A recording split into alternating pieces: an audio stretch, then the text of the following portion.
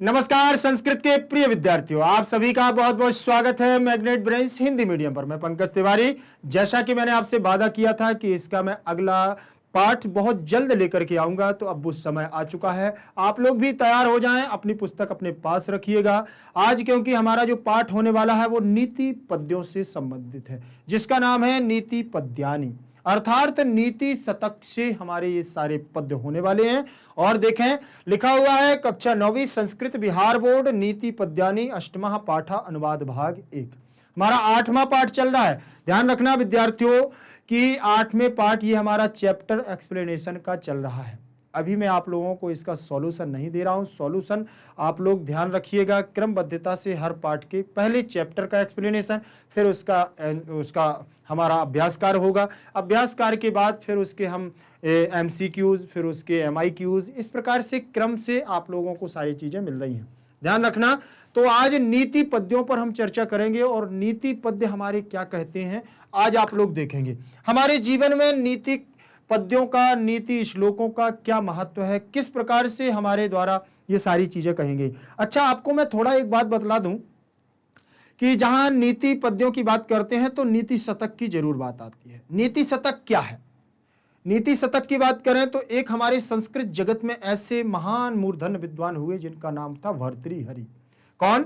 भर्तृहरि। भर्तृहरि के द्वारा 3 शतकों का विवेचन किया गया, 3 शतकों को लिखा गया।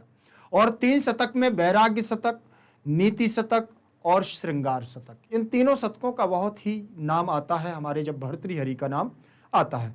अब बात करते हैं कि भर्तृहरि ने और क्या किया है। तो भर्तृहरि ने हमारी एक व्याकरण ग्रंथ भी लिखा है जिसका नाम है वाक्यपदीयम।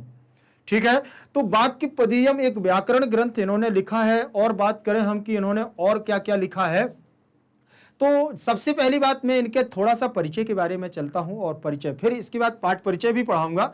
पाठ परिचय में बात करूं तो भर्तृहरि महाराज विक्रमादित्य के बड़े भाई थे। महाराज विक्रमादित्य का भी आप लोगों ने नाम सुना होगा। महाराज विक्रमादित्य उज्जैन, जहां से ये हमारा हिंदू सनातन धर्म के आधार पर एक पंचांग चलता है, पत्रा जिसे कई लोग बोलते हैं, पत्रा चलता है जो पंडित जी लोग प्रयोग में लाते हैं। तो उस पत्रा को, पंचांग को विक्रम संवत के नाम से, संवत चलता है ना हमारा, तो आपने सुना होगा। तो उसी विक्रमादित्य के बड़े भाई थे भर्तृहरि। तो ये भी जब राजा के भाई थे तो ये भी राजा थे, और अपने समय में ये भी बहुत ही योग्य राजा थे, जो नीतिवान राजा थे। कैसे थे? नीतिवान राजा थे। अब बात करते हैं हम कि नीति शतक, इनका लिखने का श्रेय क्या है। ऐसा कहा जाता है कि यह जब अपने कार्यकाल में, अर्थात जब राजगद्दी पर बैठे हुए, तो यह नीति के साथ बहुत अच्छे इनके गुण थे, और इन्होंने अपनी नीति का गुणगान एक ग्रंथ लिख दिया, नीति शतक, जब इन्होंने अपना कार्यकाल निभाया। अब बात करें कि तब इन्होंने फिर उसी नीति काल में, उसी राज्य के कार्यकाल में, इनको भर्तृहरि को पिंगला नाम की एक स्त्री से क्या होता है, प्रेम होता है। और जब प्रेम हो जाता है तो इन्होंने फिर प्रेम के चक्कर में फिर क्या लिख डाला, श्रृंगार शतक लिख डाला। श्रृंगार के बहुत प्रेमी भी थे, तो श्रृंगार शतक को इन्होंने लिख दिया। और फिर क्या हुआ, धोखा मिला। धोखा का मतलब क्या, पिंगला जी छोड़ के चली गई, तो इन्होंने फिर वैराग्य शतक को लिख डाला। तो इस प्रकार से इनके 3 शतक हैं। ठीक, और इन्होंने बहुत अच्छी एक व्याकरण ग्रंथ में वाक्यपदीयम नामक व्याकरण का ग्रंथ भी लिखा। तो उसी पर आज हम चर्चा करेंगे कि हमारे भर्तृहरि के द्वारा क्या क्या इस पाठ में बतलाया गया है। आज इसमें कौन कौन से नीति शतक के पद्य हैं। नीति शतक में हमारे 111 श्लोक हैं। कितने श्लोक हैं? 11 श्लोक हैं। वैसे तो 111 श्लोक हैं, और हमारे कुछ थोड़ा सा प्रक्षिप्त है तो 121 श्लोक मान लिए जाते हैं। ठीक है ना। तो इस प्रकार से 111 श्लोकों को हम लोग इसमें पढ़ते हैं। ठीक, तो टोटल हमारे 111 हैं। और अब याद रख लेना, उनको 11 श्लोकों को हमारे खंड बाई देखे जाए अगर, तो उनको कितने, 10 भागों में विभाजित किया गया है। मतलब हर भाग में इन्होंने 101 कितने, 11 या 10 इस प्रकार से श्लोकों को रखा है। चलिए हम देखते हैं उसके आगे क्या इन्होंने दिया है पाठ परिचय में। संस्कृत वाङ्मय में भर्तृहरि महत्वपूर्ण स्थान रखते हैं। संस्कृत वाङ्मय में, इस वाणी की, संस्कृत की वाङ्मय अर्थात वाणी में, संस्कृत रूपी इस वाणी में इनका एक महत्वपूर्ण स्थान है। इन्होंने सूक्ति साहित्य की रचना कर अपनी जन गरिमा का परिचय दिया है। इन्होंने एक सूक्ति साहित्य लिखा जिसे हम सूक्ति यही कहते हैं ना, क्या बोलते हैं, नीति शतक। नीति शतक में बहुत सारी सूक्तियां हैं, ठीक, उसी सूक्तियों को लेकर के बात कर रहे हैं। तो सूक्ति साहित्य में इनकी रचना हुई है जो जन गरिमा का परिचय देती है। जन गरिमा मतलब इन्होंने समाज के बारे में भी इसमें बहुत सारी बात कही है कि व्यक्ति कैसा होना चाहिए, व्यक्ति के साथ कैसा व्यवहार करना चाहिए, और स्त्री कैसी होती है, स्त्री के साथ कैसा व्यवहार करना चाहिए, मित्र कैसा होता है, मित्र के साथ कैसा व्यवहार करना चाहिए, राजा कैसा होता है, राजा के साथ कैसा व्यवहार करना चाहिए, मालिक कैसा होता है, मालिक के साथ कैसा व्यवहार करना चाहिए, मालिक अपने नौकरों के साथ, मालिक अपने जो आपके कर्मचारी हैं उनके साथ कैसा व्यवहार करना चाहिए, ये सब इन्होंने इसी में दिया है। इसीलिए यह जन गरिमा का परिचय भी देता है, ठीक। जो जैसा है यथार्थता नीति शतक में कहा गया है, वास्तविकता इसमें ना तो कोई ऐसा है कि किसी को ऐसा कहा जाता है तो वो बुरा माने या कुछ नहीं। ये नीति शतक उन्होंने जो लिखी है वास्तविकता में नीति पर आधारित है और सत्यता पर प्रतीत होती है। देखिए जरा क्या इन्होंने कहा है इसमें। इनके प्रसिद्ध शतक काव्य है, इनके प्रसिद्ध शतक काव्य है वैराग्य शतकम, श्रृंगार शतकम और नीति शतकम। ये तीन इनके बहुत ही प्रसिद्ध शतक हैं, ठीक। शतक का मतलब 100, अर्थात 100 से ज्यादा श्लोक होने वाले शतक कहलाते हैं। देखिए तो अब देखेंगे प्रस्तुत पाठ। प्रस्तुत पाठ नीति शतक से लिया गया है। आज जो हम पाठ पढ़ने जा रहे हैं नीति पद्यानी, ये प्रस्तुत पाठ कहां से लिया गया है, नीति शतक से लिया गया है और ये उसका मूल ग्रंथ है।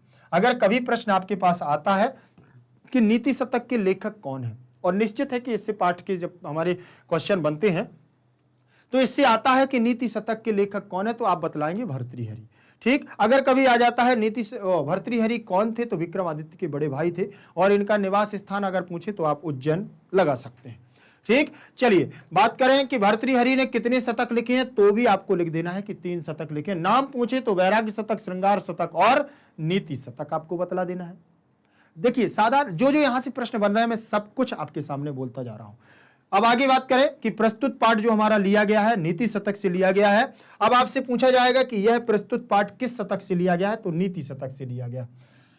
इसमें जीवन उपयोगी शाश्वत मूल्यों, अच्छे मित्रों कर्तव्यों, सद्जनों के चरित्र, धन का उपयोग, उत्तम जनों की क्रियाशीलता, महापुरुषों की दिनचर्या आदि के बारे में बड़े रोचक ढंग से विचार व्यक्त किए गए हैं। मैंने अभी बात की ना कि राजा, रंक, फकीर, गरीब, मूर्ख, विद्वान, सब की बात यहां पर आई है। तो यही उन्होंने यहां कहे जीवनोपयोगी, जीवन से उपयोगी, हमारे जीवन में क्या क्या लाभ है, हमारे जीवन में क्या क्या जरूरी है, हमें क्या क्या करना चाहिए, जीवन में इनकी क्या महत्वता है, ये सारी चीजें इन्होंने शाश्वत मूल्यों का इसमें क्या किया है, चरित्र चित्रण किया है। अच्छे मित्रों के बारे में भी यहां बताया, अच्छे मित्रों के क्या कर्तव्य होते हैं, मित्र कैसा होना चाहिए, मित्र के प्रति मित्र का क्या भाव होना चाहिए, वो सारी चीजें इसमें बतला दी हैं। सद्जनों के चरित्र, जो सद्जन होते हैं, जो सज्जन व्यक्ति होते हैं, जिनको संसार की किसी माया मोह से मतलब नहीं रहता है, जिन्हें संसार में अपने कार्य से मतलब होता है, उनके चरित्र पर इन्होंने यहां प्रकाश भी डाला है। देखें, और धन के उपयोग भी बतलाए हैं। मान के चलिए किसी के पास बहुत ज्यादा धन हो जाता है या किसी के पास बिल्कुल भी धन नहीं है, किसी के पास मध्यम धन होता है, तो उस धन का संचरण कैसे करना है, उस धन को कैसे हमें व्यय करना है, कहां कहां पर उपयोग करना है, धन का सदुपयोग कहां पर करना है, धन का मित व्यय नहीं करना है, ये सारी चीजें हमारे नीति शतक में बतलाई गई हैं।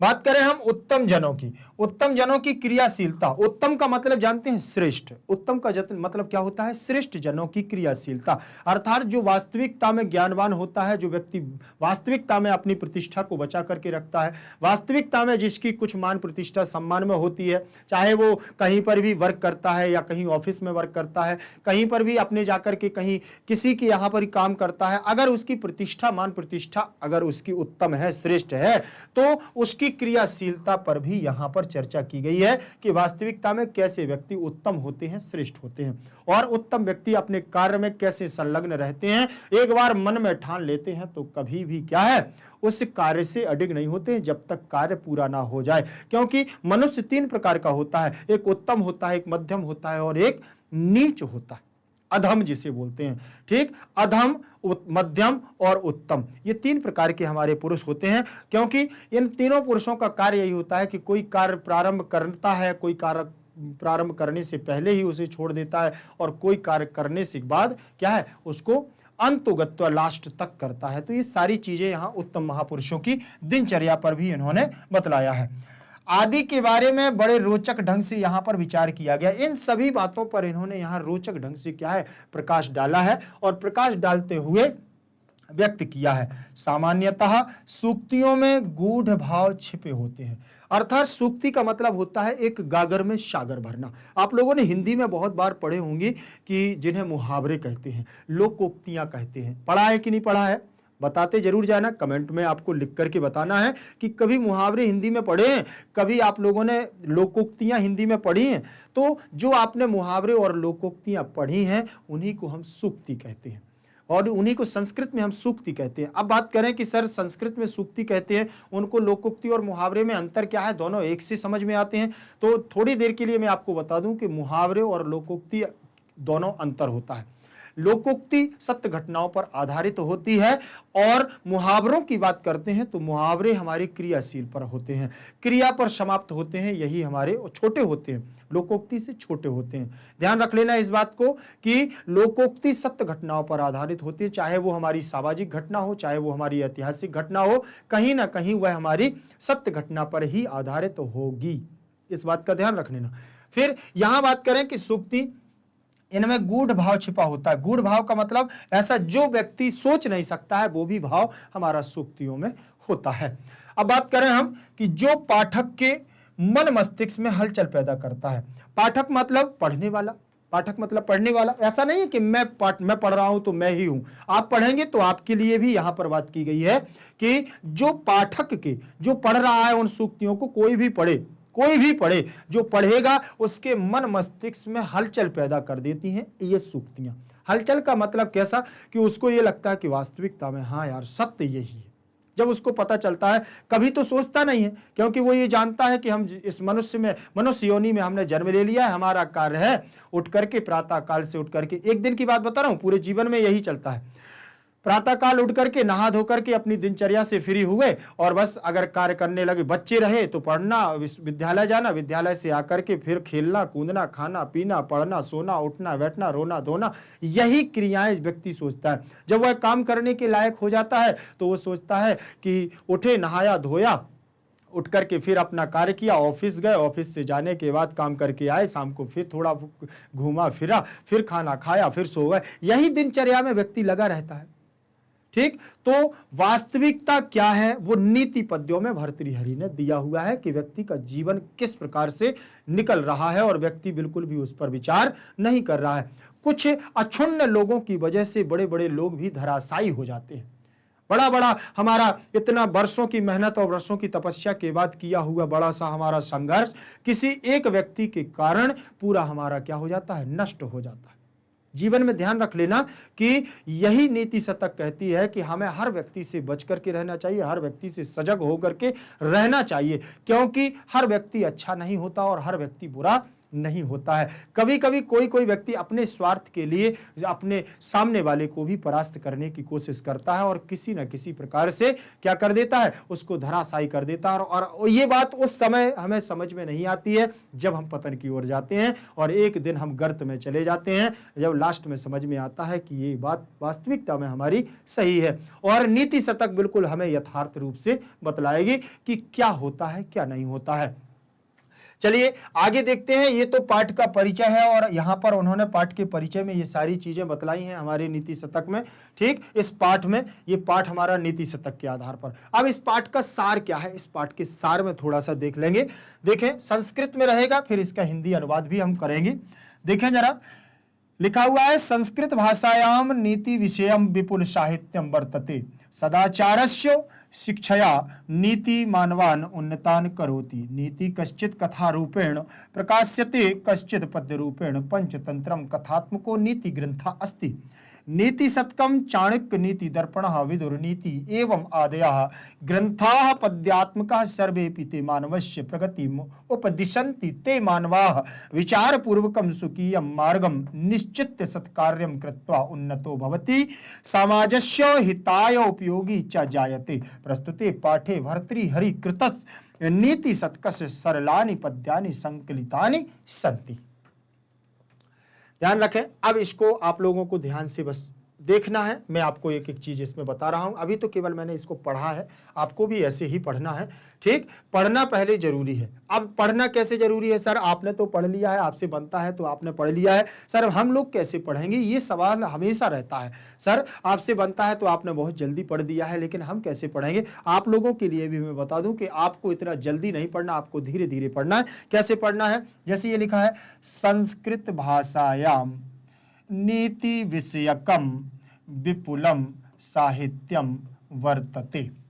आप धीरे धीरे पढ़ोगे, आप सीख जाओगे। ठीक है, अब ध्यान रखना है इस बात का।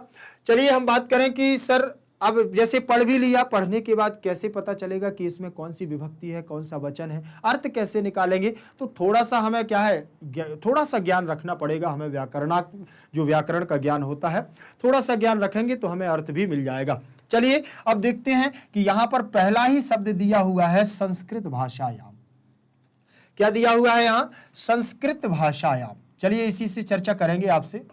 लिखा है ना संस्कृत भाषा याम, ये आप लोग देख रहे होंगे। अब इसमें देखा है संस्कृत भाषायाम, अगर ये याम हटा दिया जाए तो संस्कृत भाषा शब्द है, अब हिंदी का शब्द बन गया ना, संस्कृत भाषा बन गया ना। सब लोग जानते हैं, बस संस्कृत भाषा शब्द बन गया। अब कोई दिक्कत नहीं है, पढ़ लेंगे हम लोग, इसका अर्थ भी जानते हैं, संस्कृत भाषा की बात कर रहे हैं। ठीक, तो अब यहां पर जो लिखा हुआ है, अगर जैसे यहां लिखा हुआ है संस्कृत भाषा में लिखा है ना, तो हिंदी बन गया है, समझ में आ गया है। लेकिन जो ये मैं आया है, ये मैं कहां से आया था? ये इसी से आया था।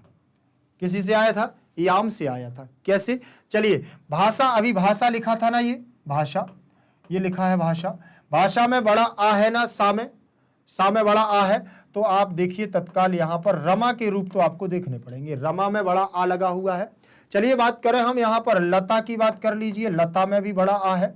और बात करें हम तो इसी में, चाहे राधा को ले लो, चाहे सीता को ले लो, चाहे पपीता को ले लो, किसी को भी ले लो, कोई भी ले लो, लास्ट में क्या होना चाहिए? बड़ा आ होना चाहिए, स्त्रीवाची शब्द होना चाहिए। ठीक, अब हम बात करें इसको कि रमा के रूप चलेंगे तो यहां होगा रमा, रमाम, रमया, रमायई, रमा, रमाम, रमया, रमायई, रमायाह, रमायाह, रमायाम, रमायाम। हो गया कि नहीं हो गया? अब यहां सर थोड़ी देर के लिए संस्कृत को यहां से छोड़ दीजिए, भाषा बस को ले लो। यहां से बनाया भाषा, भाषया, भाषा, भाषाम, भाषा, भाषाम, भाषया,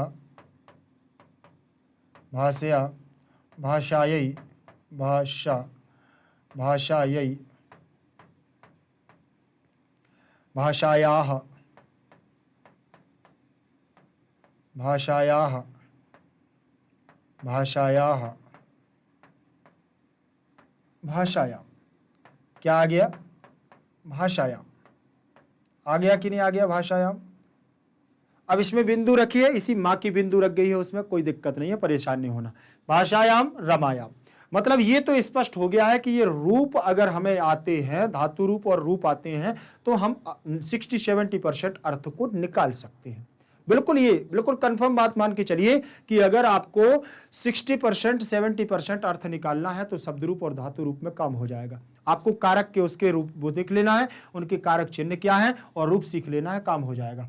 अब बात करें हम कि सर आपने अभी यहां बताया था कि यहां संस्कृत भाषा में, ये बताया था संस्कृत भाषा में, तो यहां पर जो चिन्ह दिए हुए हैं वो ऐसे है। देखो, इसका होगा कर्ता ने कर्म को करण से या के द्वारा, करण से के द्वारा, को के लिए, संप्रदान को के लिए, चतुर्थी का हो गया। पंचमी में आ जाएगा से, अलग होना, अलग होने की बात करता है। ठीक, षष्ठी में आएगा का, के और की, ये तीन रहेंगे, का, के, की, नानेनी, रारेरी। ठीक, और सप्तमी में आएगा मैं, पर। ठीक, ये हमारे इसमें चिन्ह रहते हैं, ये इनके कारक चिन्ह है भाषा में अर्थ लगाने के लिए। जहां पर ने आएगा वहां पर ये वाला होगा, जहां को आएगा वहां ये वाला होगा, जहां से या के द्वारा होगा वहां ये रूप लगा होगा, ऐसे हमारे कारक चिन्ह प्रयोग होते हैं। तो यहां पर लगा हुआ था भाषायाम, देखो ये लगा है भाषायाम। तो भाषायाम कहां बनता है? सप्तमी विभक्ति में बनता है, तो इसका चिन्ह है मैं। तो इसका अर्थ निकलेगा संस्कृत भाषा में। क्या निकलेगा? संस्कृत भाषा में। देखो यहां संस्कृत भाषा में नीति विषयकम, नीति विषयकम, नीति विषयक विपुल साहित्यम वर्तते, बहुत विशाल साहित्य है, ठीक, और प्रसारित बहुत प्रसिद्ध साहित्य है। नीति विषयक बहुत ही ऐसा साहित्य है, वांग्मय साहित्य है। सदाचारस्य, सदाचारस्य माने सदाचार का, देखो सदाचारस्य यहां बनेगा हमारा रामस्य, राम का रूप लगाएंगे हम तो बनेगा रामस्य षष्ठी विभक्ति में, तो इसका चिन्ह क्या है? काके की। तो सदाचार का क्या बनेगा यहां? सदाचार का, जैसे रामस्य वैसे सदाचारस्य, ठीक। सदाचार का शिक्षया माने सदाचार का शिक्षा के, शिक्षा से या शिक्षा के द्वारा, सदाचार का शिक्षा के द्वारा नीति मानवान उन्नतान करोति, नीति मानवों को क्या करता है? उन्नतवान बनाता है।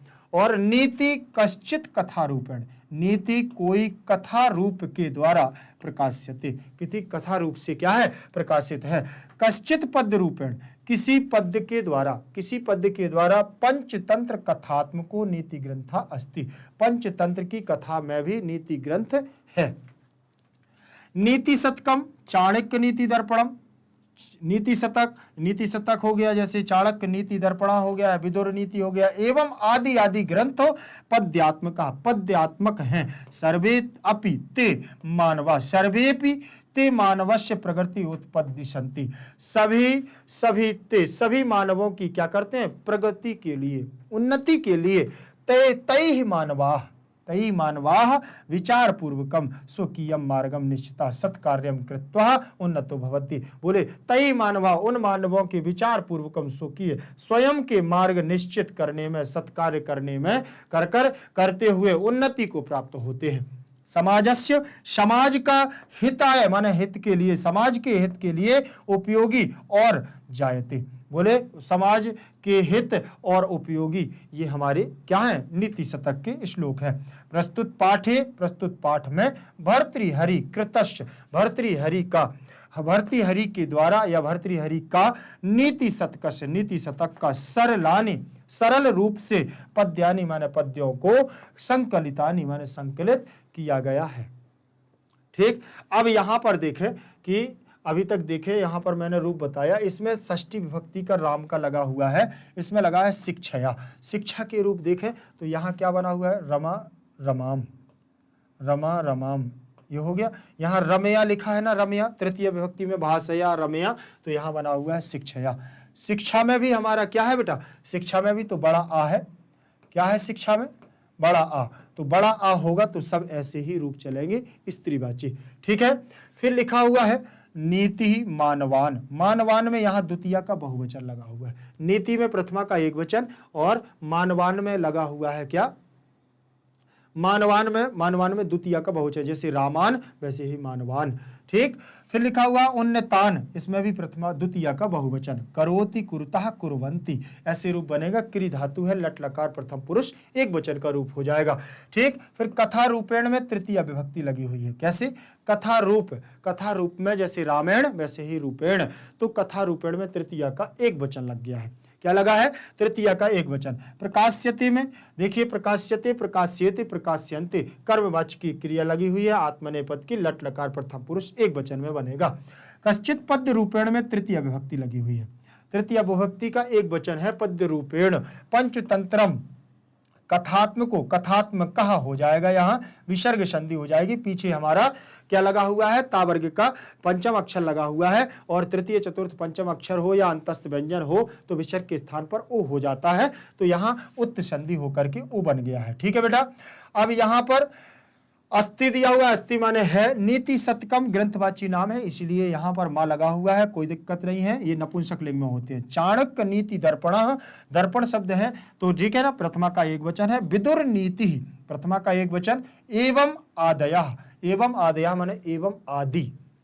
ग्रंथा में प्रथमा का बहुवचन लगा हो, जैसे रामाः वैसे ही होगा हमारा क्या, ग्रंथाः। बनेगा कि नहीं बनेगा। फिर दिया हुआ है पद्यात्मकाः, प्रथमा का बहुवचन दिया हुआ है पद्यात्मकाः। सर्वे अपि ते मानवस्य, सर्वेपि, सर्वे धन अपि, क्या हो जाएगा बेटा, सर्वे प्लस अपि दिया हुआ है, सर्वेपि बन जाएगा। अब यहां पर हमारी संधि जो बनी हुई है सर्वे प्लस अपि, तो यहां पूर्व रूप संधि हो जाएगी, कुछ नहीं होगा।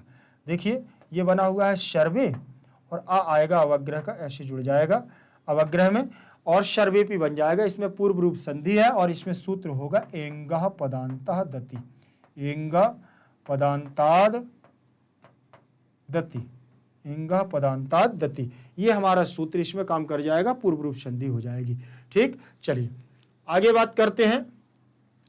ते, ये लिखा हुआ है सह तौते, ठीक, बहुवचनांत पद लिखा हुआ है, सह तौते के रूप चलेंगे तो बहुवचन ते मानवस्य, बे मानव, कौन, बे मानवों का, उन मानवों का, उन मानवों का, तो यहाँ षष्ठी विभक्ति का एक वचन लगा है मानवस्य। प्रगतिम उपदिशन्ति, बहुवचनांत प्रगति मतलब वो उनके जीवन के लिए प्रगति करना, उनको अच्छे शिखर तक पहुंचाने के लिए ये हमेशा क्या है, सदुपयोगी रहे हैं नीति शतक। तैहि, ये तृतीया का बहुवचन लगा हुआ है, ते तान तैहि रूप बनेगा, ठीक, ते तान तैहि तेभ्या तेभ्या तेभ्या तेभ्या, ठीक, तेभ्या तेभ्या तेषाम तेषु, ऐसे रूप बनते हैं। तो यहाँ तई ही बना हुआ है, तई हमारा बनेगा तृतीया के बहुवचन में। मानवः, मानवः में प्रथमा विभक्ति लगी हुई है। विचार पूर्वकम, विचार पूर्वक, स्वकीयम अपने स्वयं के द्वारा, मार्ग निश्चित अपने मार्ग को, निश्चित माने निश्चित और सत्कार्यम माने सत्कार्य के लिए, कृत्वा माने करके, उन्नतः उन्नतः भवति उन्नतमान होते हैं, आगे की ओर बढ़ते हैं। फिर दिया हुआ है देखिए यहाँ पर समाजस्य, समाज का, हिताय में चतुर्थी व्यक्ति, जैसे रामाय वैसे ही बनता है हमारा क्या, हिताय। हिताय उपयोगी चा जायते, हिताय उपयोगी चा जायते, चा माने और जायते माने होता है या जन्म लेता है, ठीक, वो हमेशा समाज के लिए, हित के लिए उपयोगी होता है। प्रस्तुते में सप्तमी का एक वचन लगा हुआ है, पाठे में सप्तमी का एक वचन, तो प्रस्तुत पाठ में का अर्थ निकलेगा।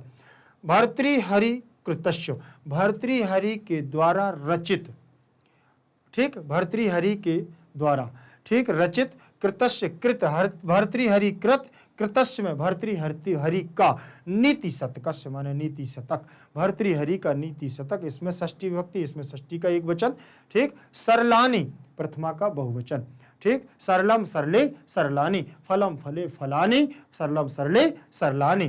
पद्यानि, पद्यम पद्ये पद्यानि, फलम फले फलानी, पुस्तकम पुस्तके पुस्तकानि, नपुंसकलिंग का रूप चलेगा इनमें। संकलितानि, तो इसमें भी हमारा प्रथमा का बहुवचन होगा, प्रथमा का बहुवचन, प्रथमा का बहुवचन, प्रथमा का बहुवचन। और संति, अस्ति स्तः संति, ये भी प्रथमा का बहुवचन ही होगा। अस्ति माने है और स्तः माने दो, दो के लिए आ रहा है, और संति का मतलब हैं, बहुत सारे लोग हैं। समझ में आया बेटा पाठ। मैंने और ज्यादा गहराई में नहीं गया हूं, नहीं तो एक एक शब्द को मैं रूप में भी फिट करके बता सकता था, लेकिन पता चलेगा कि 2 घंटे इसी में निकल जाएंगे। एक एक शब्द के लिए सारे रूपों को लिखना होगा। जैसे बात करें कि मानवान बता दो, तो फिर हम राम का रूप बताएंगे, रामाह रामान, तो बनेगा मानवाह मानवान, ऐसे बनेंगे, ठीक सारे। अब हम जैसे बात करते हैं कि आप सर ये बता दीजिए कि ये रूप कहाँ पर बनता है, जैसे यहाँ ये बना हुआ है हिताय, हिताय का रूप बता दीजिए सर, तो मैं बता दिया कि चतुर्थी एक वचन में बनता है। बोले सर समझ में नहीं आ रहा है, और कहाँ बनेगा, तो फिर इसका रूप बताना पड़ेगा, रामः रामौ रामाः, कैसे, रामः रामम रामेण रामाय, रामाय, चतुर्थी में पूरा रूप लिखना पड़ेगा, फिर आपको बताना पड़ेगा। तो आप लोग थोड़ा सा कोशिश करेंगे, थोड़ा मैं करूंगा, आप लोग सीख जाएंगे।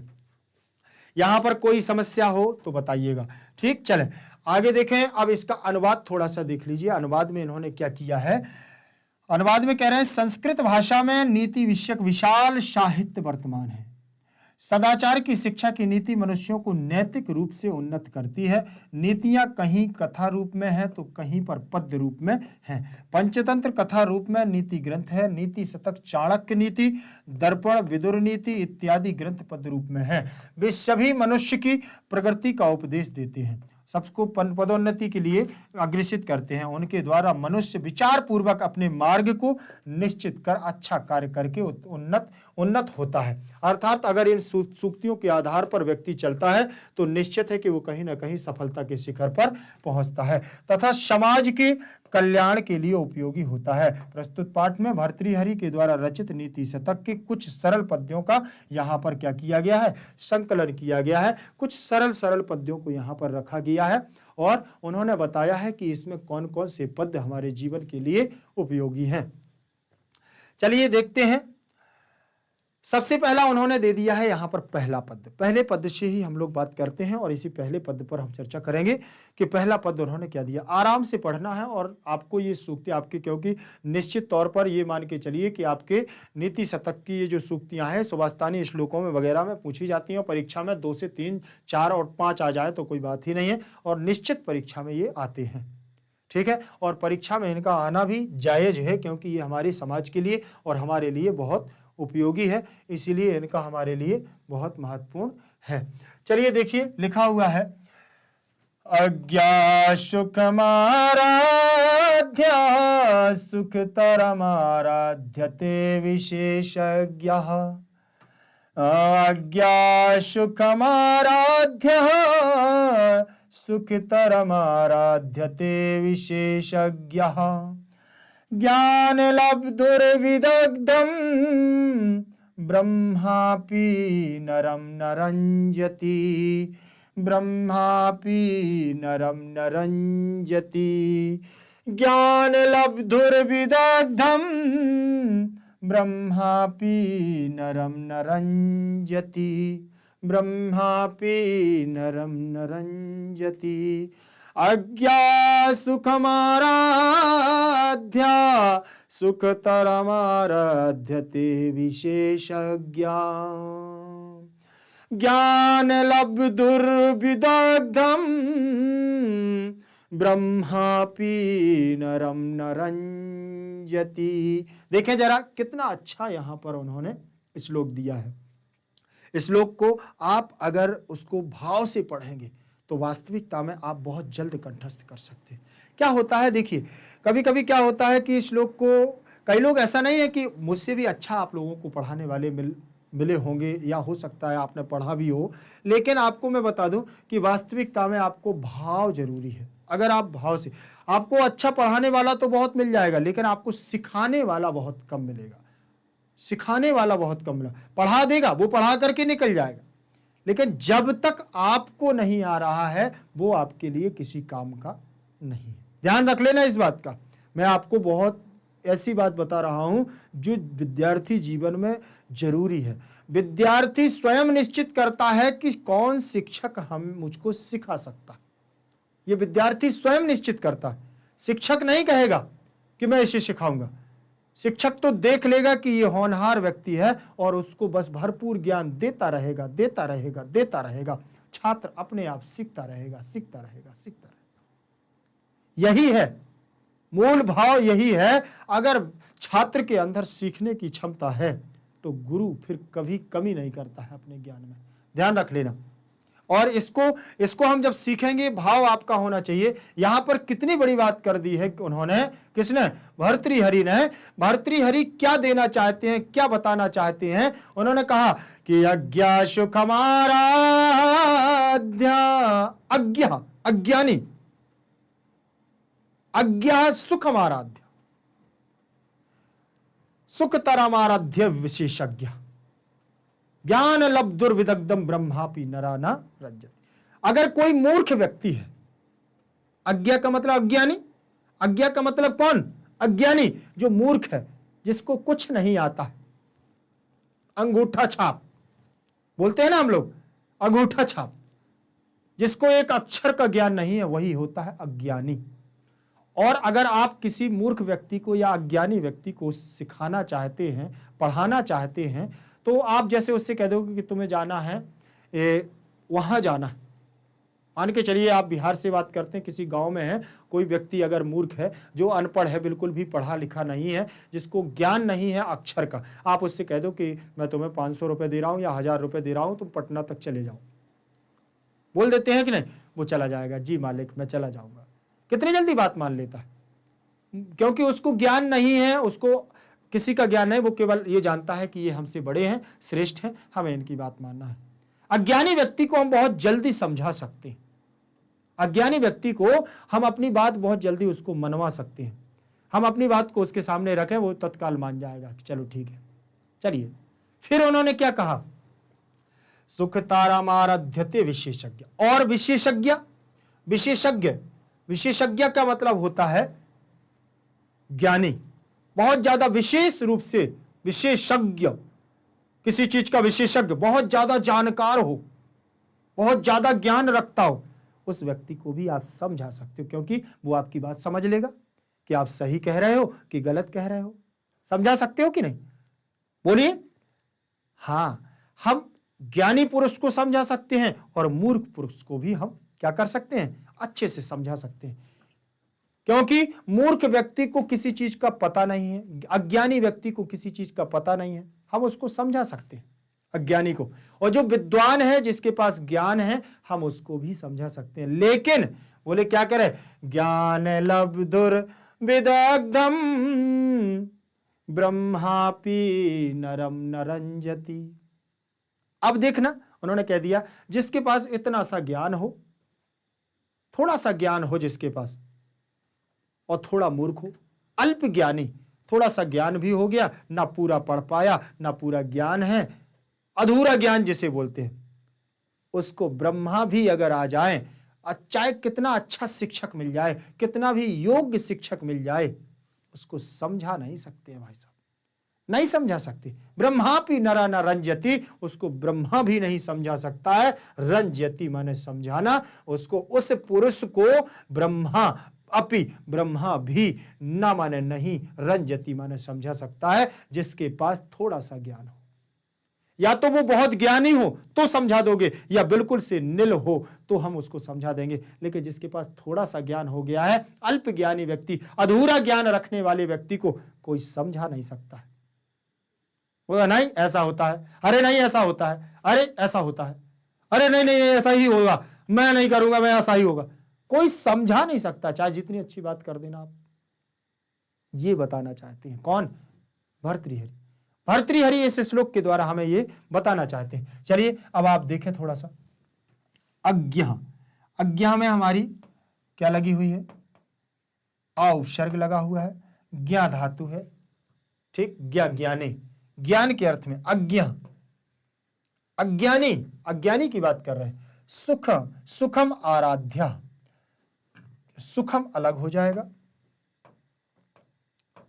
सुखम प्लस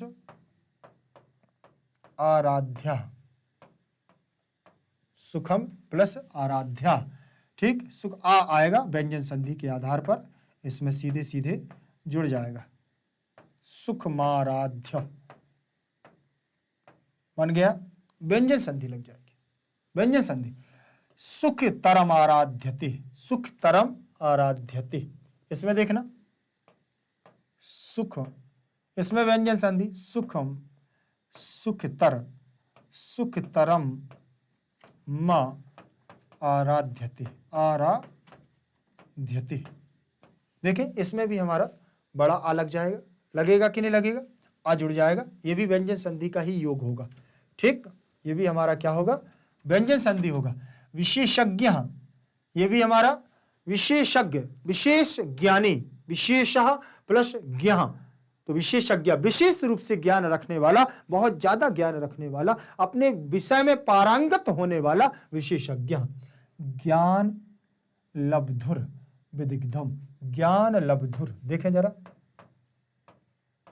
लब्धुर, ज्ञान लब्धुः प्लस विदग्धम, विदग्धम, विदग्धम, ज्ञान प्लस वो ज्ञान लब्धुः प्लस विदग्धम, यहां विसर्ग संधि हो गई, विसर्ग संधि के आधार पर देखो यहां रा आ गया ना, इसके ऊपर वी के ऊपर रा आ गया, तो रा कैसे आ गया है, यहां पर सबसे पहले बात करेंगे हम विसर्जनीयस्य सह, विसर्जनीयस्य, विसर्जनीयस्य सह, ये सूत्र लग जाएगा, यहां पर श हो जाएगा, क्या हो जाएगा, यहां श हो जाएगा। ज्ञान लब्धुः, ज्ञान लब्धुः की जगह ज्ञान लब्धुष, विदग्धम, विदग्धम हो गया। अब यहां पर जो हमारा सूत्र दूसरा लगेगा वो रहेगा सस जुसो रू, सस जुसो रू लग गया, क्या लगा, सस जुसो रू, तो रू हो जाएगा, सा का क्या हो जाएगा, रू हो जाएगा। ज्ञान लव दु र, सा की जगह क्या हो जाएगा, रू हो जाएगा, ठीक। फिर इसके बाद बी दग्धम, बी दग्धम, ठीक। अब इस रा को क्या करेंगे, ऊर्ध्व गमन कर देंगे, ऊपर की ओर ले जाएंगे, तो ये बनेगा हमारा ज्ञान लवदु विदग्धम, विदग्धम बन जाएगा। ये हमारा रूप बन गया है ज्ञान लब्धुर विदग्धम, देखो बन गया ना। तो इस प्रकार से यहां हमारी कौन सी संधि हो जाएगी, विसर्ग संधि हो जाएगी, विसर्ग संधि का योग हो जाएगा, ठीक। इसके बाद हमारा अगला शब्द होगा ब्रह्मापि। देखें अब ये हमारा ब्रह्मापि दिया हुआ है, ब्रह्मापि कैसा होगा हमारा, देखें ब्रह्म, ब्रह्मा, ब्रह्मा प्लस अपि दिया है ना, ब्रह्मा प्लस अपि दिया है ना, तो यहां से बड़ा आ ले लिया और यहां से छोटा आ ले लिया। देखिए इस ब्रह्मा का बड़ा आ ले लिया और अपि का आ, दोनों को मिलाया, बड़ा आ बन गया। लेकिन ये बनाया कैसे, अगर संधि हमको मालूम है तो कोई बात नहीं है, नहीं है मालूम तो जानना पड़ेगा कैसे। तो यहां पर सबसे पहले तो बात करेंगे दीर्घ संधि की, किसकी, दीर्घ संधि की। और दीर्घ संधि की बात करेंगे तो फिर यहां सूत्र भी देखना पड़ेगा इसका कि इसका कौन सा सूत्र लगता है। तो अकः सवर्णे, अकः सवर्णे दीर्घा, ये सूत्र करेगा हमारा काम। और ये सूत्र जब काम करेगा तो इसका नियम क्या है सूत्र का, ये कहता है कि पहले पद में छोटा आ या बड़ा आ, पहले पद में होना चाहिए, उसके बाद अगर छोटा आ या बड़ा आ, दो में से कोई भी हो आगे पीछे, चाहे बड़ा बड़ा हो चाहे छोटा छोटा हो या छोटा बड़ा हो, इससे कोई फर्क नहीं पड़ता, लेकिन आमने सामने होना चाहिए। तो दोनों मिलकर के बड़ा आ बना लेते हैं। वही कंडीशन रहेगी छोटी ई और बड़ी ई की। फिर इसके बाद यहां छोटी ई और बड़ी ई आमने सामने हो तो क्या बन जाती है, बड़ी ई बन जाती है, ठीक। फिर इसके बाद बात करते हैं हम छोटा ऊ और बड़ा ऊ प्लस छोटा ऊ और बड़ा ऊ, ठीक, ये हमारा बन जाएगा बड़ा ऊ बनेगा। फिर ऋषि की बात करें, छोटी ऋषि और बड़ी ऋषि, फिर इसके बाद छोटी ऋषि और बड़ी ऋषि, इसके बाद हमारी दोनों बन जाएंगी मिलकर के बड़ी ऋषि, बनेगी कि नहीं बनेगी। तो ये नियम हमारा किसका है बेटा, दीर्घ संधि का है। किसका है, दीर्घ संधि का नियम है। और ये अकः सवर्णे दीर्घा, अक से सवर्णी अच परे हो तो हमेशा दीर्घ संधि होती है। समान वर्ण, सवर्णी का मतलब सरवर्ण, सवर्ण, समान वर्ण अगर आमने सामने हो, एक जैसे वर्ण आमने सामने हो तो दीर्घ संधि होती है। तो यहां पर भी देखो एक जैसे वर्ण है। अब कह दो सर ये तो छोटा है ये बड़ा है, ये समान कैसे हुआ, समान एक ही जाति के तो है ना, आ है ना, वही तो सवर्ण है, ठीक है ना। अगर मैं आपको और बता दे रहा हूं, एक ही जाति का मतलब होता है सवर्ण, वो छोटा और बड़ा नहीं माना जाता है। ब्राह्मण कुल में जन्म लेने वाला एक छोटा भाई है एक बड़ा भाई है तो दोनों सवर्ण कहलाएंगे, एक ही वर्ण में है ना, एक ही जाति के है ना। किसी भी वर्ण की बात करें, चाहे ब्राह्मण क्षत्रिय वैश्य किसी की भी बात करें, ठीक, तो सभी में यही होता है, ठीक। तो उसी को सवर्ण कहते हैं, समान वर्ण। तो यहां पर दोनों वर्ण आपस में मिल गए, देखो ये बड़ा आ और ये छोटा आ तो मिल करके बन गया है बड़ा आ, देखो ये बड़ा आ बन गया। अब क्या होगा, यहां से ब्रह्मा में से बड़ा आ निकल चुका है तो यहां क्या बनेगा, ब्रह्म, ब्रह्म रहेगा, माँ आधा रहेगा, ठीक, और यहां पर हमारा बीच में आ जाएगा ये बड़ा आ, और यहां से आ निकल चुका है तो केवल पी बचेगा। आ की मात्रा इसमें लगाएंगे हम, तो इसमें जब इसमें से, तो ये हमारा, ठीक, ये हमारा माँ है ना, जो ये माँ, ये आधा है अभी, अब ये जुड़ जाएगा। कैसे जुड़ेगा? ऐसे, ब्रह्मा, ब्रह्मा और पी आएगा तो इसमें जुड़ जाएगा, तो बन जाएगा क्या? ब्रह्मापि। बन गया है कि नहीं बन गया? ब्रह्मापि।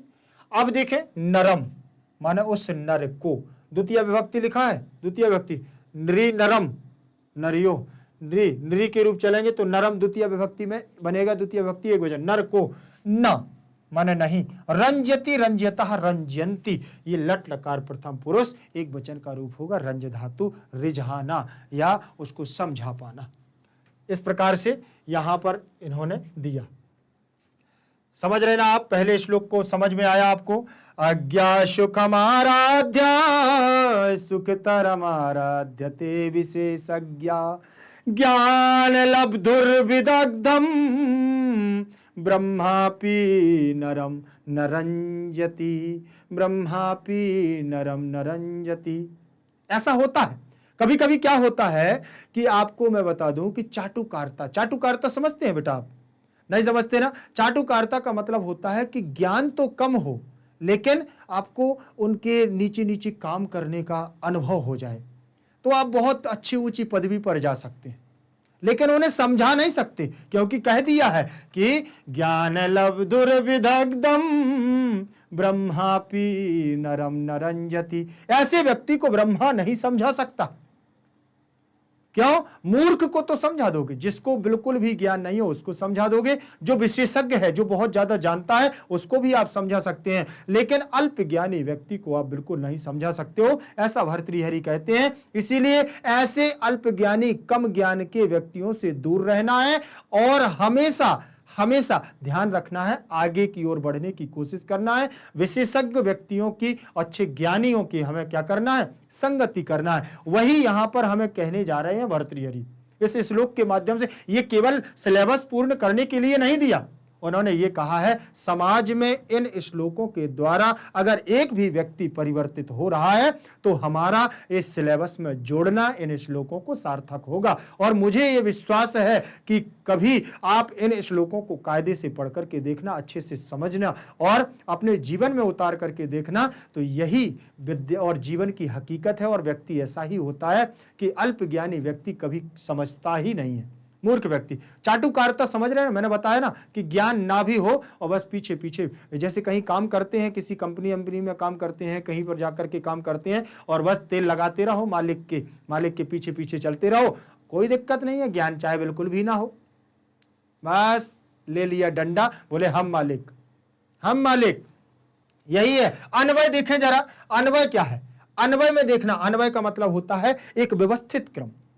जिस प्रकार से एक श्लोक जो दिया हुआ है, ये श्लोक व्यवस्थित क्रम में नहीं रहता, ये रहता है छंदोबद्ध रचना में। छंदोबद्ध का मतलब मात्रा, यति, गति, तुक, गण आदि के साथ में इस श्लोकों का बनाया जाता है और इसमें लय तुक मिलाई जाती है ताकि हम इसको गा करके पढ़ सकें। श्लोक का गायन ही, पद्य को हमेशा गा करके ही पढ़ना चाहिए, यही हमारा शास्त्र कहता है, गायन शैली में। क्योंकि क्या मतलब है? संगीत का वेद बना हुआ है एक सीधा सामवेद। सामवेद पूरा संगीत का वेद है, पूरा वेद गा करके पढ़ा जाता है, उसी ने तो ये पद्य रचना दी है। और जो संगीत का वेद होता है वही तो जान सकता है कि गा करके कैसे संस्कृत का अध्ययन किया जाता है।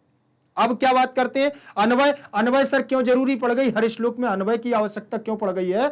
तो बात करें कि किसी भी श्लोक का अर्थ भी समझाना है, अगर मैं इसका अर्थ ना बताऊं, आपको निकल जाऊं, तो क्या कहोगे? अरे सर वाह, काम चला के पढ़ा के निकल गए, बस इस लोग गा के निकल गए, अर्थ नहीं बताना क्या? तो हाँ, अर्थ बताने के लिए एक व्यवस्थित क्रम दिया गया है जिसे अन्वय कहते हैं। अन्वय में हम शब्दों का स्थानांतरण करते हैं, परिवर्तन करते हैं, यहां का शब्द पीछे का शब्द आगे ले जाते हैं, आगे का शब्द पीछे लाते हैं, बीच का शब्द आगे लाते हैं, आगे का शब्द पीछे लाते हैं, यही है अन्वय। आप यहां से देखें, यहां लिखा हुआ है अज्ञा, यहां से अज्ञा रख लिया। अब यहां लिखा सुखम, यहां सुख ले लिया। आराध्य, आराध्य ले लिया। अब देखो ये चा लिखा हुआ है, ठीक, तो चा देखें, और देखें सुखमाराध्य विशेषज्ञ ज्ञान लब्धुर्विदिग्धम ब्रह्मापि स नर। अब ये अन्वय में जोड़ दिया है अलग से। अब देखो लास्ट में यहां से विशेषज्ञ को उठाया यहां से, फिर सुखतरम, सुखतरम यहाँ आराध्यते, आराध्यते यहां लिख दिया। विशेषज्ञ की जरूरत पड़ गई आगे तो आगे रख लिया है।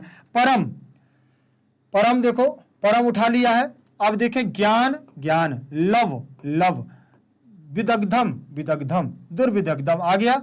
ज्ञान लव दुर्विदग्धम ब्रह्मापि। अब देखें नरम को आगे ले आए, ब्रह्मा को पीछे कर दिया, अपी को अलग कर दिया, न रंजति। ऐसे होता है अन्वय, और अन्वय का हमें सीक्वेंस अर्थ निकालने के लिए किया जाता है। यहां तक तो समझ में आ गया होगा आपको, ठीक। अपी माने भी और ना माने नहीं, और रंजति हमारा लट लकार प्रथम पुरुष एक वचन का रूप हो जाएगा। अन्वय समझ में आया? आगे चलें। हाँ आगे चलते हैं, आगे देखेंगे अब अर्थ।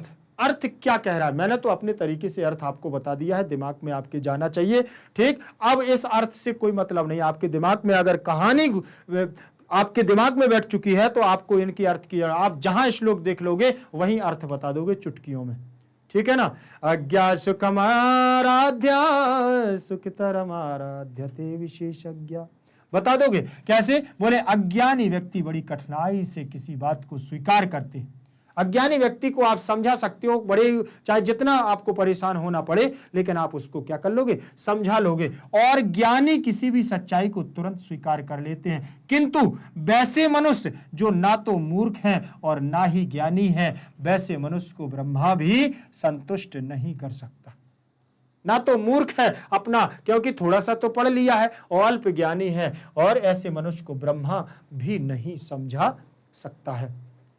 इसकी व्याख्या क्या है? जरा इस श्लोक की जरा देख लें आप। इसमें क्या दिया है? प्रस्तुत नीति पद्य, जो प्रस्तुत हमारा नीति पद्य है, यह भर्तृहरि यह बताते हैं कि अल्प ज्ञान प्राप्त व्यक्ति को यह लगता है कि उसका जानना ही अंतिम है, इस कारण वह किसी भी बात को नहीं मानता, कोई उसे समझा नहीं सकता, क्योंकि वह अहंकार पूर्ण हो जाता है। क्या हो जाता है? अहंकार पूर्ण हो जाता है। जो अल्प ज्ञानी व्यक्ति होता है वो जानता है कि इस संसार में मुझसे ज्यादा ज्ञानी कोई है ही नहीं, और उसके अंदर एक अहंकार आ जाता है। ज्ञान तो पूरा नहीं है, लेकिन कम ज्ञान, अधूरा ज्ञान ले लेने के बाद अपने आप को ब्रह्मा मानने लगता है, अपने आप को संसार में सबसे ज्यादा श्रेष्ठ समझने लगता है। वैसे अहंकार पूर्ण हो जाने की वजह से उसको ब्रह्मा भी नहीं समझा सकते। चलें आगे देखें। आगे अगला हमारा होगा, दूसरा श्लोक दिया हुआ है। दूसरे श्लोक में क्या हमारा कहने चाहते हैं भर्तृहरि, देखें जरा। आप लोग इस श्लोक को थोड़ा सा अच्छे से पढ़िएगा। देखें श्लोक में क्या कहा है उन्होंने कि साम्ना वेद्या तपो न दानम न चापि ज्ञानम न चापि शीलम न गुणो न धर्म ते मर्त्य लोके भुवि भारभूता मनुष्य रूपेण मृगाश्चरन्ति, मनुष्य रूपेण मृगाश्चरन्ति। एषां न विद्या न तपो न दानम ज्ञानम न शीलम न गुणो न धर्म ते मर्त्य लोके भुवि भारभूता मनुष्य रूपेण मृगाश्चरन्ति, मनुष्य रूपेण मृगाश्चरन्ति। विद्यार्थियों बहुत आराम से आपको पढ़ना है।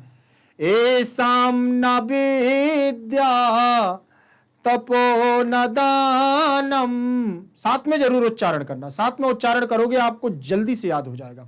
और आप जब याद कर लेंगे तो आपको ये लगेगा कि यार बाद में पढ़ने से क्या है, जो तो क्लास में ही पढ़ लिया जाता है, आप याद कर लोगे, वहीं देखते देखते वीडियो आपको याद हो जाएगा।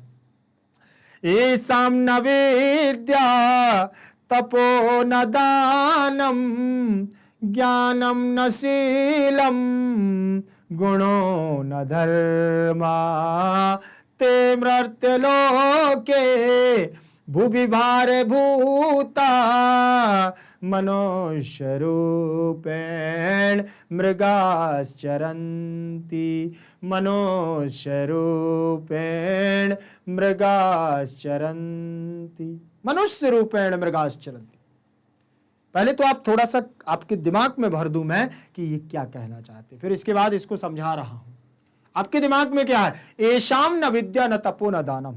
शॉर्टकट में पूरा अर्थ समझ लीजिए कि इस संसार में अगर जन्म लिया है और इस संसार में जन्म लेने के बाद एशाम न विद्या, अगर आपके पास विद्या नहीं है, आप बिल्कुल भी अगर ज्ञानी नहीं है, आपके पास ज्ञान नहीं, आपने पढ़ा लिखा नहीं है, तो एशाम न विद्या, न विद्या है, ज्ञानम न शीलम, आपके पास ज्ञान नहीं है, शील नहीं है। शील समझ रहे हैं ना क्या है? शील समझ रहे हैं? शील का मतलब आपका सद्व्यवहार, आपका आचरण। ज्ञानम न शीलम गुणो न धर्म, आपके पास गुण नहीं है, धर्म नहीं है। ते मर्त्यलोके भुवि भारभूत, वह इस मर्त्यलोक, इस पृथ्वी लोक पर क्या है? भुवि माने पृथ्वी, और भार के समान है।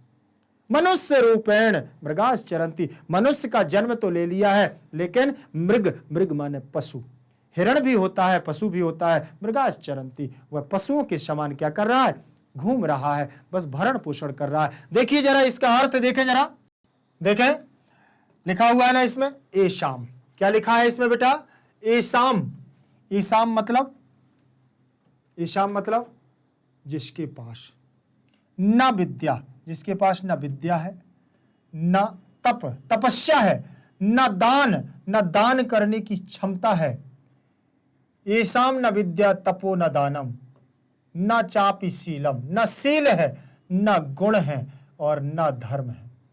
जिसके पास ये नहीं है, ते माने बे मनुष्य, मर्त लोके, इस पृथ्वी पर, इस पृथ्वी, इस मृत्यु लोक में, इस पृथ्वी पर भार, भारभूता, भारभूता मनुष्य रूपेण, मनुष्य के रूप से, मनुष्य के रूप में क्या कर रहे हैं? मृगाश्चरन्ति, पशु के समान विचरण कर रहे हैं। पशु के समान क्या कर रहे हैं? विचरण कर रहे हैं। देखें एसाम में षष्ठी विभक्ति लगी हुई है। क्या लगी है? एसाम में षष्ठी विभक्ति का बहुवचन, विद्या में प्रथमा का बहुवचन, तपो, तपह प्रथमा विभक्ति लगी हुई है। तपह पीछे ना होने की वजह से विसर्ग के स्थान पर ओ हो गया। ठीक। दानम प्रथमा, चा अपि दीर्घ संधि, चा प्लस अपि, चा प्लस अपि दीर्घ संधि, इसका आ और अपि का आ दोनों मिलेंगे, बड़ा आ हो जाएगा। ठीक, बनेगा हमारा क्या? चापी। बन जाएगा कि नहीं बन जाएगा? चापी। शीलम माने शील। ठीक, और ना गुणों, गुणः प्रथमा विभक्ति लगी हुई है, प्रथमा, गुणः ना पीछे है इसलिए विसर्ग के स्थान पर क्या हो गया? ओ हो गया, इसलिए गुणो लिखा हुआ है। धर्मः प्रथमा विभक्ति लगी हुई है। फिर इसके बाद ते, सह तौ ते, सह तौ ते, एक वचन, द्विवचन, बहुवचन। ठीक है ना? एक वचन का मतलब एक व्यक्ति, द्विवचन का मतलब दो व्यक्ति, और बहुवचन ते का मतलब बहुवचन, तीन या तीन से अधिक। ये सभी की बात कर रहे हैं। वे मनुष्य मर्त लोके, इस पृथ्वी लोक में, इसमें सप्तमी का एक वचन लगा हुआ है। क्या लगा है? सप्तमी का एक वचन। जैसे रामे वैसे ही लोके, लोके, और यहां पर जोड़ दो मर्त लोके, मर्त लोके। ठीक, तो ये पूरा शब्द हो जाएगा सप्तमी का एक वचन। भुवि, भुवि भी सप्तमी विभक्ति में बनती। भू के रूप चलते हैं, भू के रूप चलते हैं, तो सप्तमी विभक्ति में भुवि भी बनता है। किस में बनता है? भुवि। सप्तमी विभक्ति एक वचन में रूप बनेगा भुवि। भारभूता क्या रहेगा? भारभूता मनुष्य रूपेण, मनुष्य के रूप के द्वारा क्या कर रहे हैं? पशुओं के समान घूम रहे हैं। तृतीया विभक्ति एक वचन। क्या रहेगा? तृतीया विभक्ति का एक वचन। फिर मृगाश्चरन्ति, मृगाः मृगाः प्लस चरंती, ऐसे रहेगा। विसर्ग के स्थान पर क्या होगा, पहले होगा सा, कौन सा सा होगा, सरोते वाला सा होगा, दंतीय सा। फिर यहाँ होगा इश्चुत, इश्चुत का मतलब इस्तो हो इश्चुना, इश्चु व्यंजन संधि लग जाएगी, इश्चुत हो करके क्या हो जाएगा, यहाँ पर इस सा को शिटी वाले शा में परिवर्तन कर देंगे, तलब्धि शा में।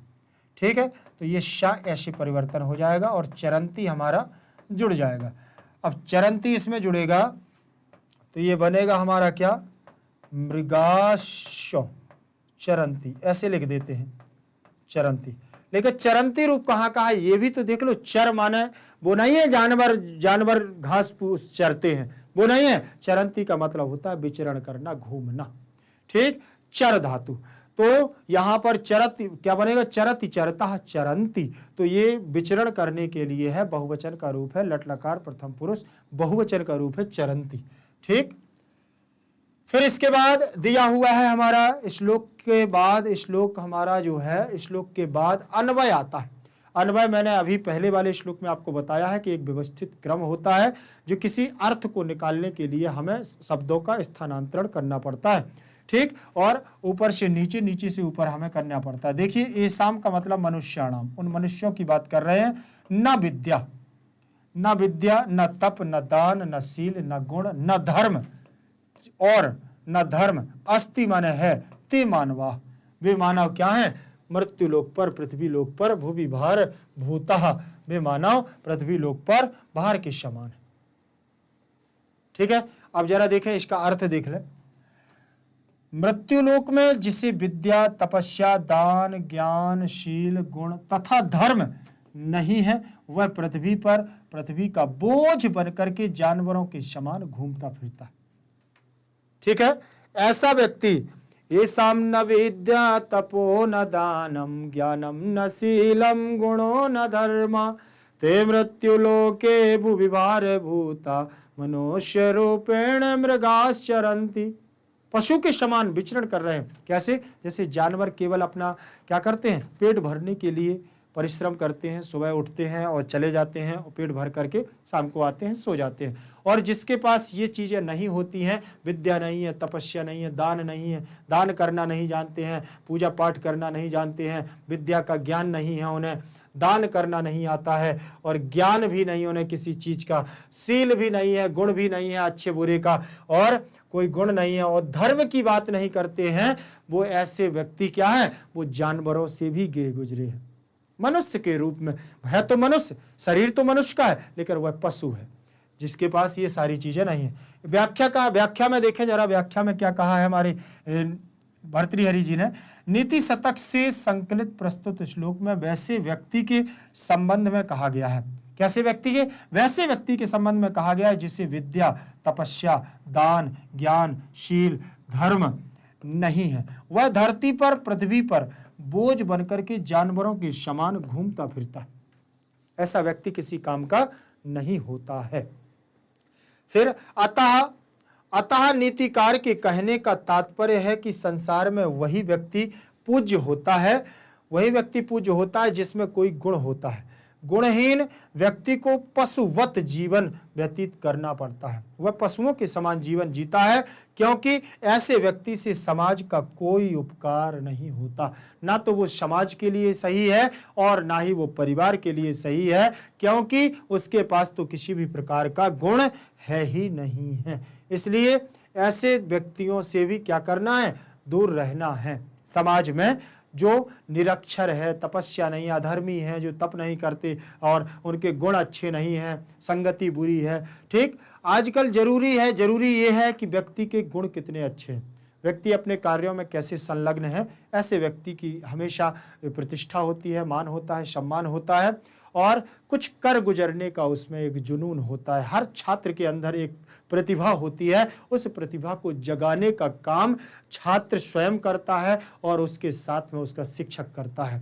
आप लोग सब कुछ कर सकते हैं जो आपके अंदर प्रतिभा जागृत होनी है। आपके अंदर बहुत सारी ऐसी चीजें हैं जो आपको अभी पता नहीं है, लेकिन जब आप किसी चीज में, इसीलिए तो आपके स्कूल्स में, आपके यहाँ, आपके क्षेत्र आसपास में जो भी प्रतियोगिताएं होती है, जो भी खेल होते हैं, सभी खेलों में हमें भाग लेना चाहिए। पता नहीं हम किस खेल में अपना भाग्य प्रबल कर लें, इसीलिए हर चीज में भाग लेना चाहिए, हर चीज में पार्टिसिपेट करना चाहिए। ध्यान रखिएगा। आगे से अगला हमारा, इसी के बाद आगे हमारा कौन सा श्लोक है, देखिएगा तीसरे नंबर का। तीसरे नंबर का श्लोक नीति शतक के आधार पर हमें नीति शतक क्या कहती है, देखें जरा। तीसरा श्लोक दिया हुआ है, थोड़ा सा बड़ा सा है, जरा ध्यान देंगे, इसको आराम से पढ़ेंगे। पहले एक बार आराम से, फिर इसके बाद अपन लोग लय युक्त पढ़ेंगे। देखिए पढ़े, जाड्यम धियः हरति सिंचति वाचि सत्यम मानोन्नतिम दिशति पापम अपाकरोति चेतः प्रसादयति दिक्षु तनोति कीर्तिम सत्संगति कथय किम न करोति पुंसाम।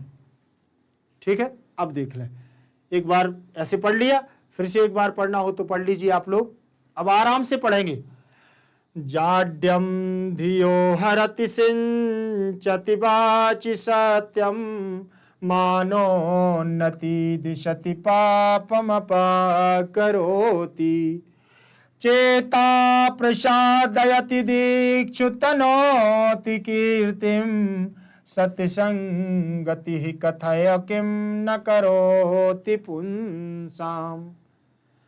जाड्यम धियो हरति सिंचति वाचि सत्यम मानोन्नति दिशति पापमपाकरोति चेतः प्रसादयति दीक्षु तनोति कीर्तिम सत्संगति कथय किम न करोति पुंसाम। सत्संगति कथय किम न करोति पुंसाम। अब ध्यान से देखना, आप देखें इसमें, जाड्यम धियः हरति सिंचति वाचि सत्यम मानोन्नति दिशति पापम अपाकरोति चेतः प्रसादयति दीक्षु तनोति कीर्तिम सत्संगति कथय किम न करोति पुंसाम।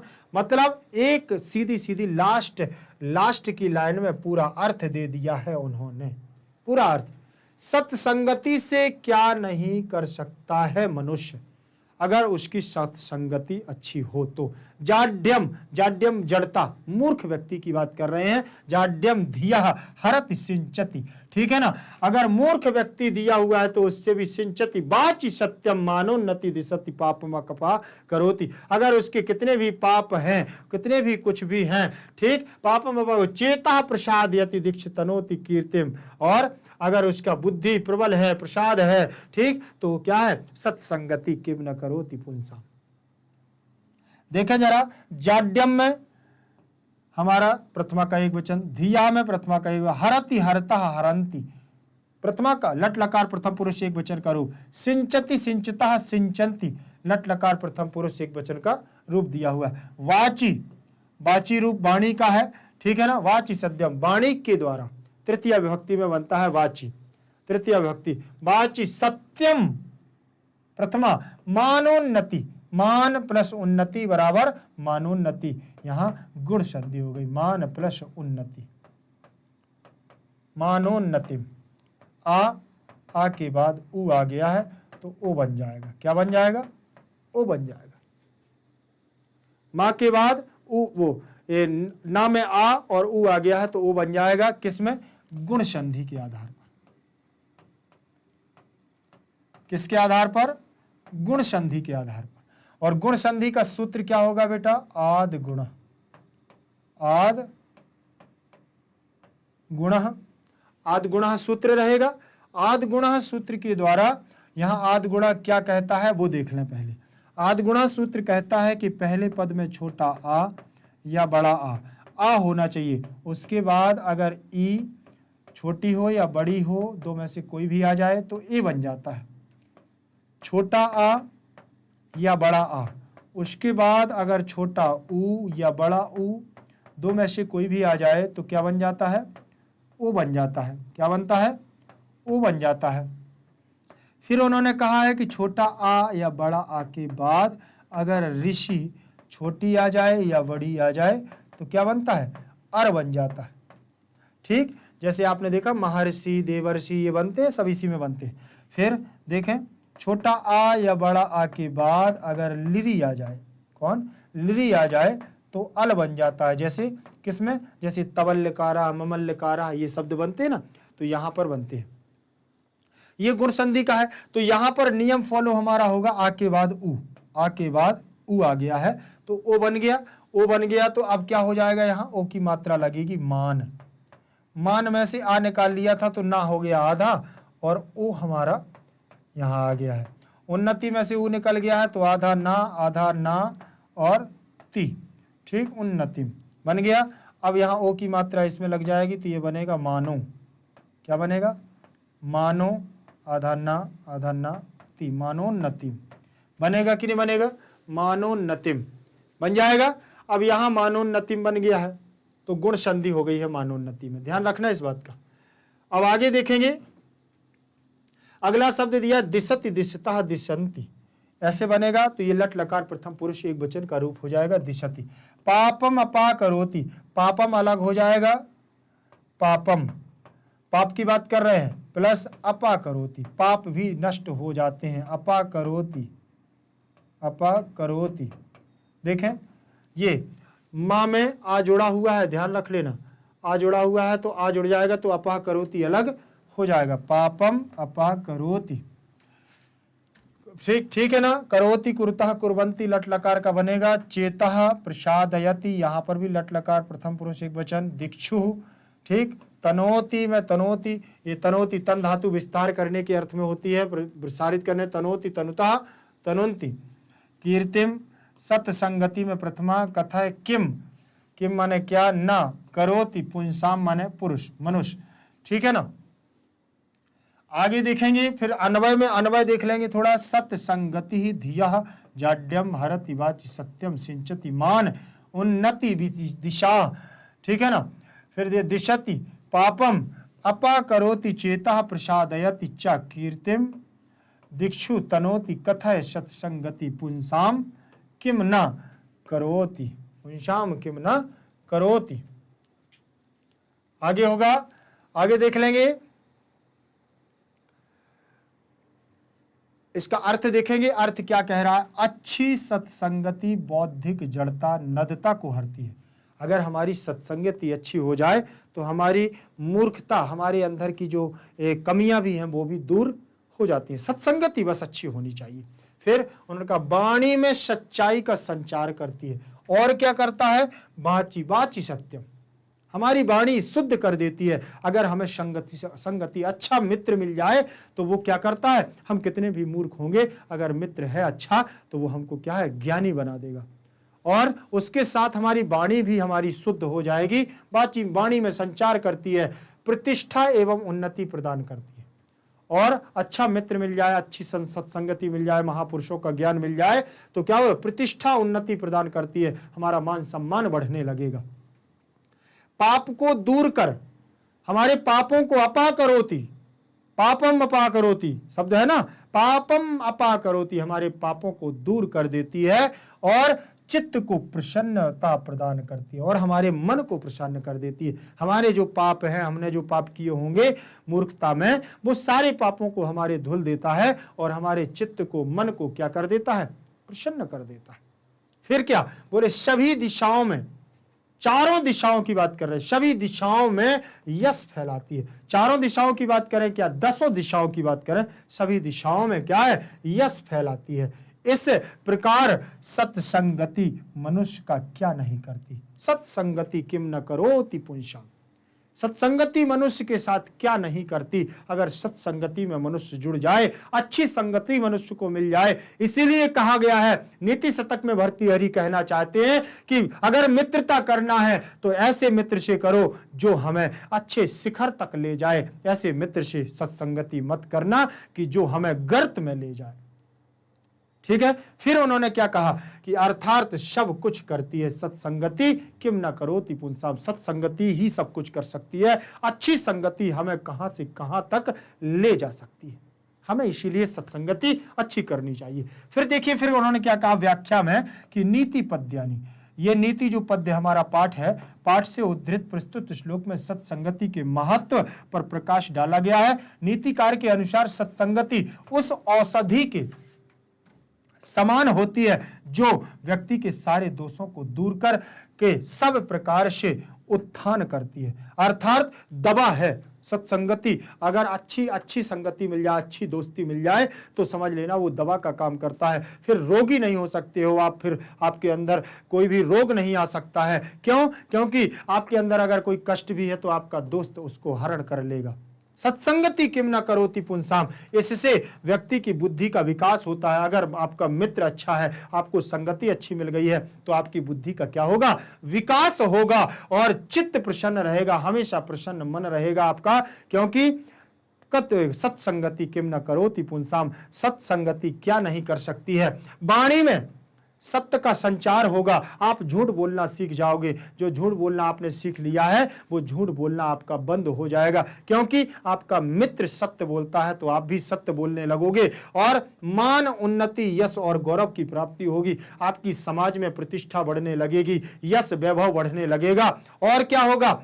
इस प्रकार सत्संगति व्यक्ति में ऐसा संस्कार प्रदान करती है कि संस्कारों की वजह से वह व्यक्ति का जीवन धन्य हो जाता है।